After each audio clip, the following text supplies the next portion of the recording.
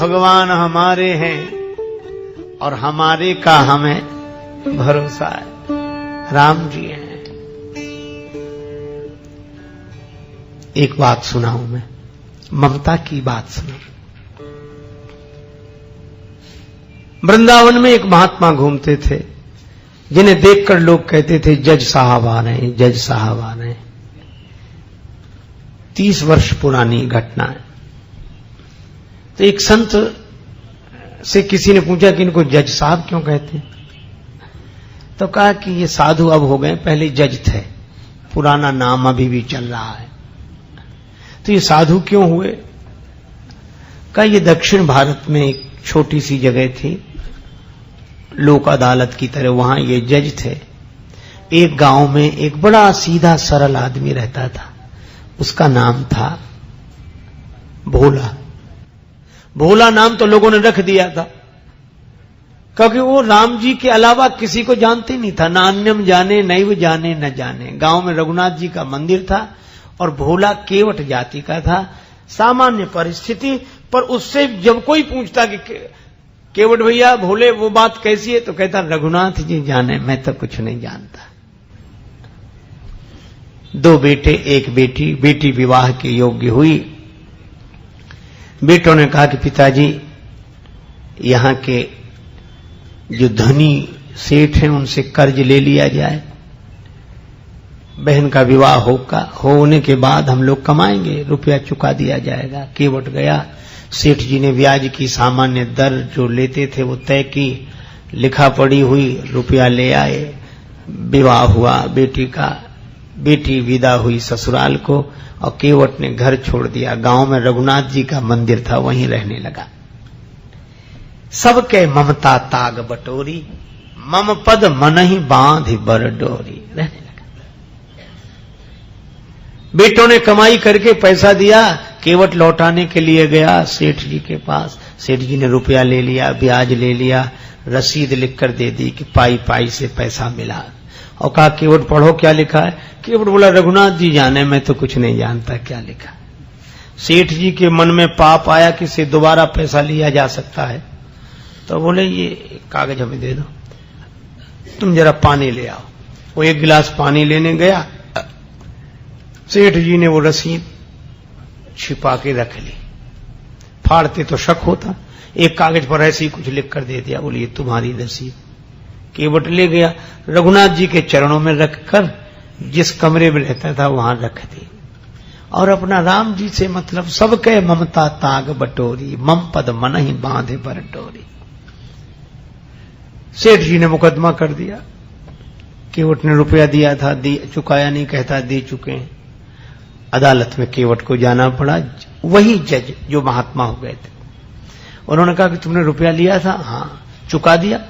इसका प्रमाण? कागज। जज साहब ने कहा ये तो कोई सबूत नहीं है, इसमें कुछ लिखा ही नहीं है। केवट सरल आदमी रोने लगा, रघुनाथ जी जाने, मैं तो ये इसी को रसीद समझे था। जज साहब दयालु हृदय के थे, बोल रो मत, तुमने जब सेठ जी का रुपया वापिस दिया तब तुम्हारे सेठ जी के बीच में कोई तीसरा था? तो केवट की जो आदत थी, जो स्वभाव था, उसी भाव से बोला सत्य कहता हूं जज साहब, सेठ जी को जब मैंने रुपया वापिस दिया तो मेरे और सेठ जी के बीच में सिवा रघुनाथ जी के और कोई नहीं था।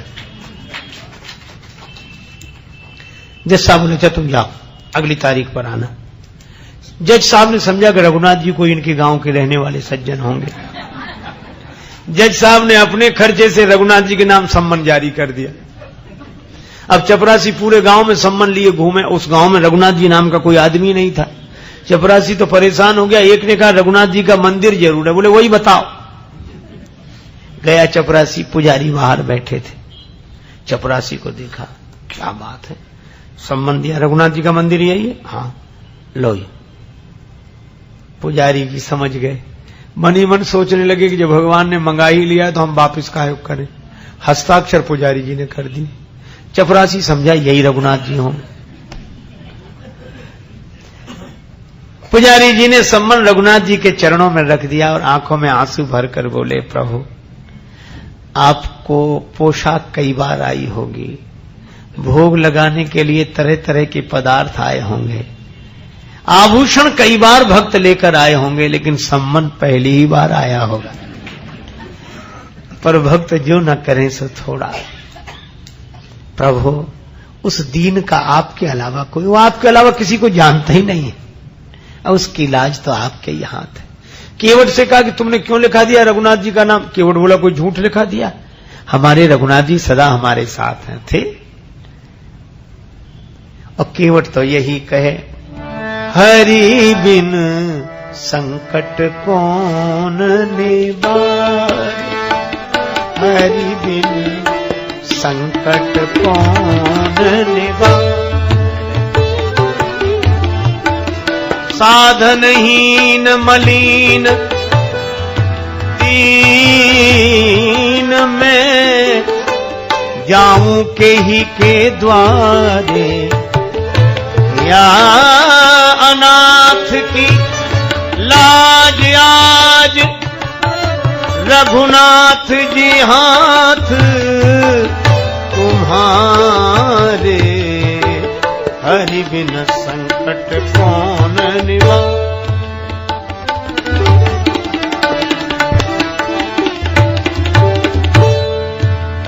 दीन दयालु सुने जब ते, तब ते मन में कछु ऐसी बसी है, फेरूं कहां और जाऊं कहां, बस तेरे ही नाम की फेंट कसी है। तेरो ही आसरो एक मलूक, नहीं प्रभु सो कोई और जसी है।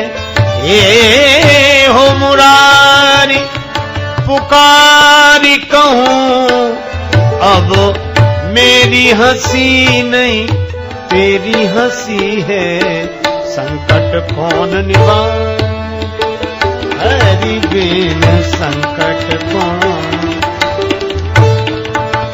हरि बिन संकट कौन निवारे।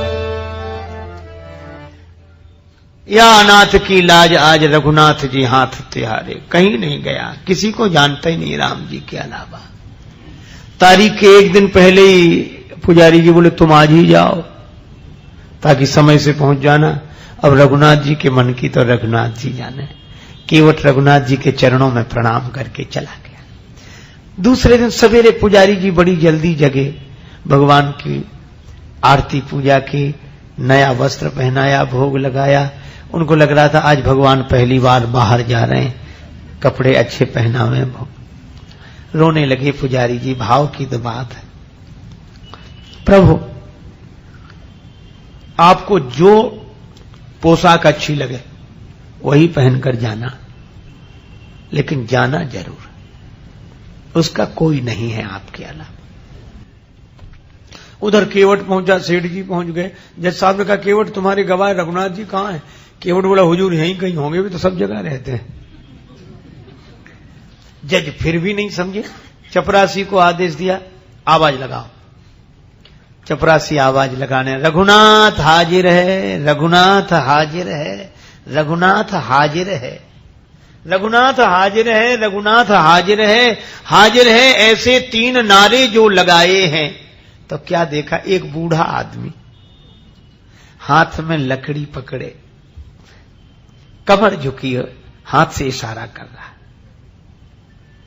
हाजिर है ऐसे 3 नारे जो लगाए हैं, चाल लटपटी सी एक वृद्ध की झुकी सी देह, दुपटी फटी सी शीस बांधे धर धाये हैं, हाथ माहे छड़ी पड़ी तुलसी की ही माल, माथे पर रोरी चारु चंदन चढ़ाए हैं, साहब के सामने विनीत चपरासी साथ, आज रघुनाथ जी गवाह बने आए। भगवान गवाह बनकर आ गए। जज साहब ने देखा, गज सेठ जी चौंके कि ये कौन है? जज साहब ने कहा कि आप थे वहां। रघुनाथ जी ने कहा केवट ने रुपया दिया है, उसका प्रमाण बोले इन्होंने रसीद भी लिख ली थी, सेठ जी को यहीं रखा जाए। इनके मकान में सामने वाली बैठक की सामने वाली दीवार में 3 अलमारियां हैं, बीच वाली अलमारी में वही रखी है 32 नंबर की, उसी में वो रसीद अब तक सुरक्षित है। सर्वांतर्यामी भगवान से क्या छिप सकता। सिपाही भेजे गए, बही मिल गई, रसीद मिल गई, सेठ जी को दंडित होना पड़ा। केवट भाई इज्जत भरी हुआ, रघुनाथ जी तो गायब हो गए, पहले काम तो हो ही गया था।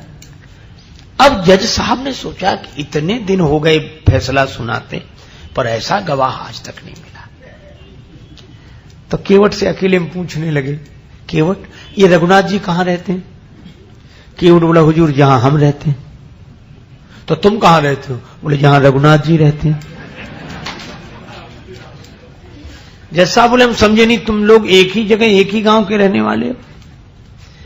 केवट बोला, हाँ हुजूर, आपको कैसे समझाएं, आप तो पढ़े लिखे हो। पढ़े लिखों को समझाना बहुत कठिन है, भक्ति की बात, भगवान की बात। जज साहब बोले, तो ये है कौन? केवट बोला, हुजूर ये वो है जिनका मंदिर है। तो बोले, इन्होंने मंदिर बनवाया है?